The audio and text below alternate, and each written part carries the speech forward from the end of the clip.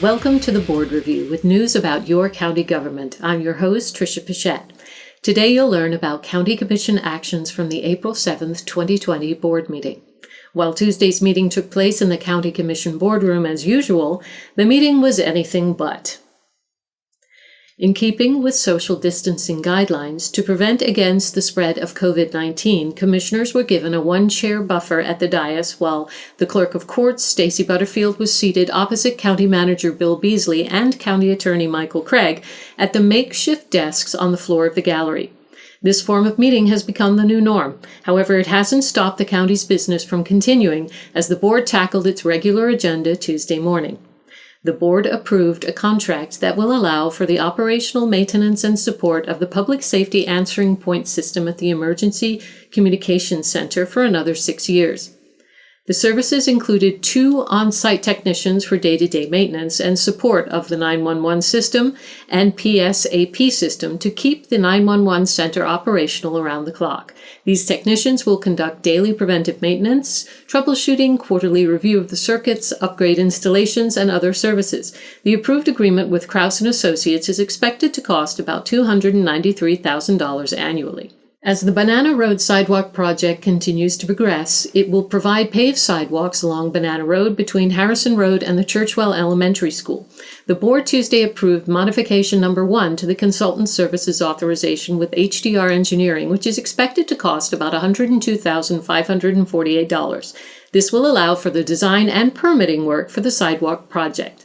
With a high amount of growth and traffic along US 27 corridor, it has become necessary to have a right turn lane on Four Corners Boulevard. An agreement with HDR Engineering, Inc. for the US 27 at Four Corners Boulevard intersection improvement project. This was approved Tuesday and will accomplish just that. But a lot of work goes into making that happen. The scope of services for this agreement includes roadway plans, signing and pavement marking plans, traffic signal modification plans, street lighting modification plans, and utility relocation plans for Polk utilities. The scope of services also includes obtaining the necessary permits from the Florida Department of Transportation and coordinating with other impacted utilities. The consultant is to perform these services at a total not to exceed fee of $152,175. A grand pavilion, multipurpose field lighting, and basketball court lighting will be built as the final additions to the Lake Gwynn project following the approval Tuesday of a Community Investment Program amendment that increases the project by $550,000 and transfers $350,000 from the Leisure Services MSTU reserves. In public hearings, the board also heard several public hearings on a variety of items. Those items up for consideration included an economic development ad valorem tax exemption amendment granted for dispenser packaging, following several setbacks for the company that delayed it meeting the agreed-upon timeline. This amendment approval would roll the company's timeline period forward by 1 year and begin in 2021 and end in 2023. The board held the first hearing but took no action on a Land Development Code text amendment for Shepherd Road storage. The amendment, which is to Appendix E, would add development standards. The board adopted a small-scale comprehensive plan amendment and associated ordinance to change the future land use designation for the Willow Oak Baptist Church from residential suburban to institutional in the suburban development area.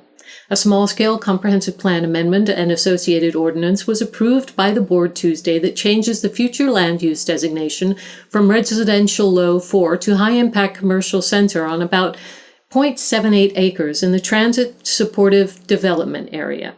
Another small-scale comprehensive plan amendment and associate ordinance was approved for a change to the future land use designation from institutional to business park center in the transit supportive development area. In a related item, a sub-district map change from Business Park Center 1 to Business Park Center 2 in the transit supportive development area on about 7 acres also was approved by the board Tuesday. In its final item, the board approved an ordinance that establishes the Sandmine Road Community Development District in unincorporated Polk County.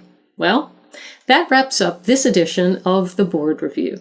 To keep current with programs and progress in the county, visit us online at polk-county.net or follow us on Facebook and Twitter. We encourage you to watch the next scheduled board meeting at 9 a.m. Tuesday, April 21st, 2020. I'm Tricia Pichette. Thanks for watching.